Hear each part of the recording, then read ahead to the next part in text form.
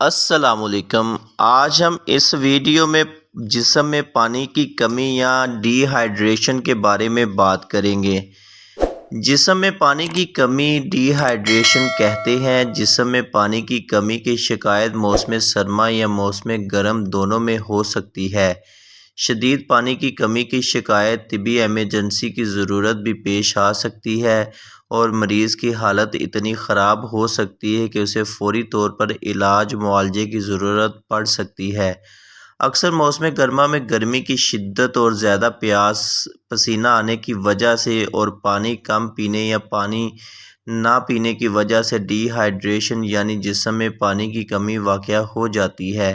لیکن موسم گرما میں پیاس لگنے کی صورت میں پانی پینے سے جسم میں پانی کی کمی پوری بھی ہو جاتی ہے، لیکن موسم سرما میں چونکہ اتنا زیادہ پیاس کا احساس نہیں ہوتا، اس لیے موسم سرما میں بھی ڈی ہائیڈریشن کی شکایت ہو سکتی ہے۔ موسم سرما ہو یا موسم گرما، انسانی جسم کو مناسب مقدار میں پانی کی ضرورت ہوتی ہے، کیونکہ جو لوگ کام میں مصروفیت کی وجہ سے پانی نہیں پیتے یا کم پیتے ہیں، ان کو بھی جسم میں پانی کی کمی کی شکایت ہو جاتی ہے۔ پانی کی کمی کی شکایت تب پیدا ہوتی ہے جب جسم میں اتنا پانی نہ ہو جتنا اسے ضرورت ہے۔ اگر جسم میں پانی کی مقدار مناسب نہ ہو تو انسانی جسم صحیح طریقے سے کام نہیں کر پاتا۔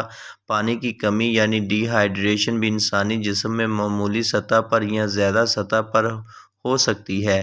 یہ اس بات پر منحصر ہوتی ہے کہ مختلف رطوبتوں کی صورت میں کتنا سیال جسم سے خارج ہوا ہے اور جسم میں پانی کی کمی پوری ہوئی ہے یا نہیں۔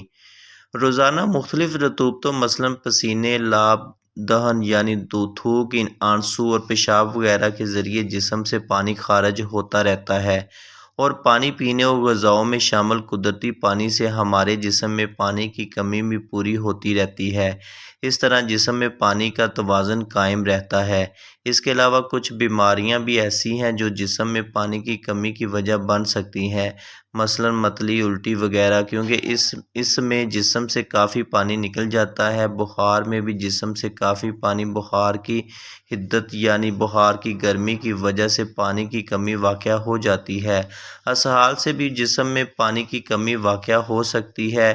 ضرورت سے زیادہ پسینہ آنا یا بار بار پیشاب آنا بھی ڈی ہائیڈریشن کا سبب بن سکتا ہے۔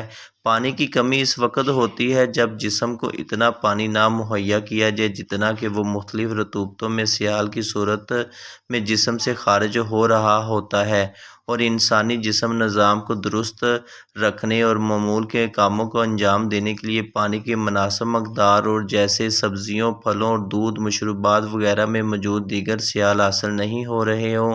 اگر جسم سے خارج ہونے والے سیالوں کی کمی کو پانی، دودھ، سبزیوں، پھلوں میں موجود سیالوں سے پورا نہ کیا جائے تو پانی کی کمی کی شکایت پیدا ہونا لازمی ہے۔ انسانی جسم میں پانی کی کمی انسانی جسم میں کچھ مسائل پیدا کر دیتی ہے۔ جسم میں پانی کی کمی یعنی ڈی ہائیڈریشن کی شکایت فوری طور پر بھی پیدا ہو سکتی ہے، اور آہستہ آہستہ بھی انسانی جسم پانی کی کمی کا شکار ہو سکتا ہے۔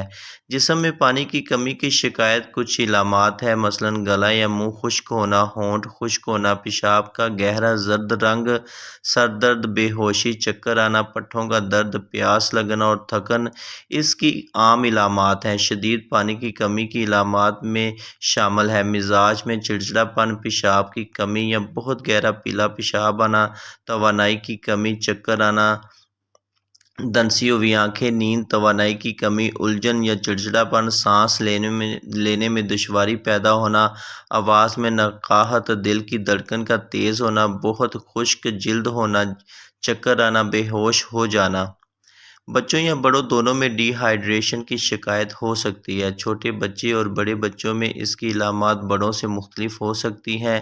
بچوں میں ڈی ہائیڈریشن کی یہ علامات ہو سکتی ہیں جیسے روتے وقت آنسو نہ آنا، 3 سے 4 گھنٹوں بعد بھی ان کا ڈائپر خشک ہونا، ان کا منہ اور زبان کا خشک ہونا، غنودگی، آنکھوں کا دھنسنا، خشک ہونٹ یا ہونٹوں پر خشک پپڑی جمنا، چڑچڑاپن، توانائی کی کمی، بے چینی، کمزوری اور لاغر نظر آنا وغیرہ کوئی بھی پانی کی کمی کا شکار ہو سکتا ہے، لیکن ڈی ہائیڈریشن زیادہ خطرہ کچھ لوگوں کو زیادہ ہو سکتا ہے۔ مثلاً چھوٹے بچوں یا بچوں کو پانی کی کمی کا مسئلہ زیادہ ہو سکتا ہے، کیونکہ چھوٹے بچے یہ نہیں بتا سکتے کہ وہ پیاسے ہیں، ان کو پیاس لگی ہے۔ ان کا خیال بڑوں کو ہی رکھنا ہوتا ہے۔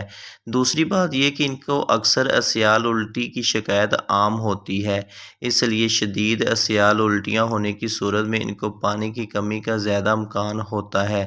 دوسرے نمبر پر پانی کی کمی کے خطرے کا شکار بزرگ افراد ہیں، کیونکہ اکثر اوقات انہیں پیاس محسوس ہی نہیں ہوتی، یا ان کے لیے زیادہ اٹھنا بیٹھنا آنا جانا مشکل ہوتا ہے، یا کسی بیماری کی وجہ سے سیال چیزیں کم استعمال کرتے ہیں، اس لیے وہ پانی کم پیتے ہیں، اور بخار ہونے کی صورت میں بھی ان کے جسم میں پانی کی کمی ہو جاتی ہے۔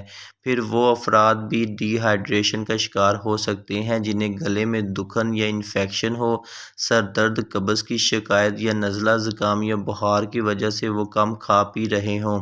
اگر مناسب مقدار میں پانی نہ پئیں یا ایسی غذائیں استعمال نہ کی جائیں جو جسم میں پانی کی کمی کو پورا کرتی ہیں، تو جسم میں موجود پانی جسمانی نظام کو درست طریقے سے چلانے اور روزمرہ کی سرگرمیوں میں حصہ لینے کے لیے ناکافی ہوگا، اور جسم پانی کی کمی کا شکار ہو جائے گا۔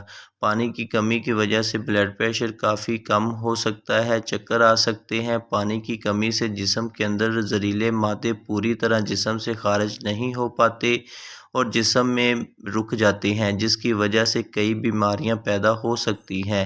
جسم کو پانی کی مناسب مقدار مہیا کرنے سے ڈی ہائیڈریشن کے خطرے سے بچا جا سکتا ہے۔ موسم گرما میں پانی اور مشروبات کا استعمال لازمی کریں۔